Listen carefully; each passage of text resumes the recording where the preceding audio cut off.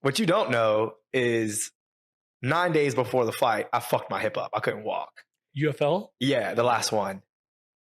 Oh my God. You hit it really well. No, I didn't hit it. My teammate, 190 pounds. This is our last wrestling day. I hit a pool of sweat going for a double, like starting in like an unlocked double position. I had a pool of sweat. It's the last round of the last live go that I'm going to go. And we train in one of our training facilities is like a dungeon, just tin and brick. And it's summertime. There's no AC. There's just one of those big ass fans or whatever, the big ass fan company, just blowing hot air around because it's humid as fuck. And I literally, these training sessions, I'm sweating out 5, 6, 7 pounds of water per session. I hit a pool of sweat.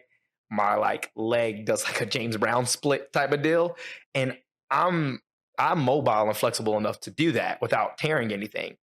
But I'm in a double going that way. So and he lands on if he landed on my knee, it probably blew my knee out. Because he's about 185, 190. And he fucking lands on my hip. And it fucking just jams. And I'm like, oh my God. I'm like, please just be like a muscles trainer or something like that. And I go talk to the PT. He's like, well, let's make sure it's not like a torn labrum or anything. I'm just like, bro, don't say that shit. I'm 9 days out. And Lathan comes, knocks on my door. Me and my best friend live together. He's also my head coach. And this is why he's my head coach. Even though I have a 20-time UFC vet in my corner, these are my coaching staff, but Lathan is my head coach.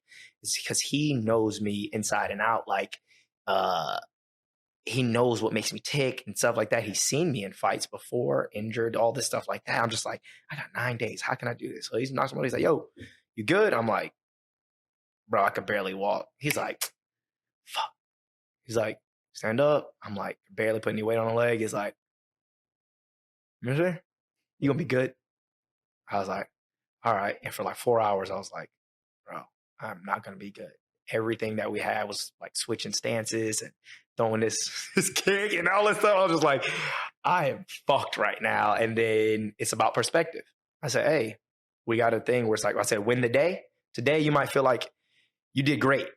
Call it a 90. And then tomorrow, you're like, oh my God, I'm like crushed today. If you got 10% today, I need all of that 10. I need 100% of the 10%. It's not going to look like yesterday. But this is what you got today. And this, when your team has been around you for so long, they know, are you tired or are you injured? Are you hurt or do you need a day off, bro? You're going too hard, or, hey, bro, you are peaking way too soon. Like, pull off the gas, bro. You're looking skinny. Like, you know, like, they have to save me from myself, because when you feel good, what I say, your feelings lie to you. I'm like, yo, I am on 10. I'm like training. Superman. Yeah, I'm like, good. They're like, bro, you know, like, you can't peak forever. It's called peaking for a reason. Like, you're 6 weeks out of fight, bro. You need to dial it back some, because I know, you know, thanks to you guys, when I'm fighting, and I don't never leave the gym. So it's like, I have to pull myself back and like, hey, don't peak too early. And then we got to realize, like, if you don't peak, what do you just don't show up? No, you said you were going to fight. I always hear my mom in my head, you're a man of your word. Every fight that I ever had, I've had 15, 16 total fights now, is like -2 or 3. Everyone I went in with some, not in hurt, some sort of injury. The insurance 9 days before a fight is terrifying, but it happens. If it happens, you know, a month beforehand, you've always been such a cheerleader of UFL's insurance. And, you know, did you have to use it for that injury, or was it too short a notice? It was so short a notice that for that, like, in healthcare is funny.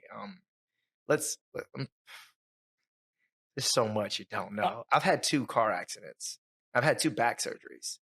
I got like a 4 or 5 inch scar going down my spine. I have little to no disc in my L5S1. How? What are you? I mean, exactly. How can I do this? Not how are you doing this? How can I do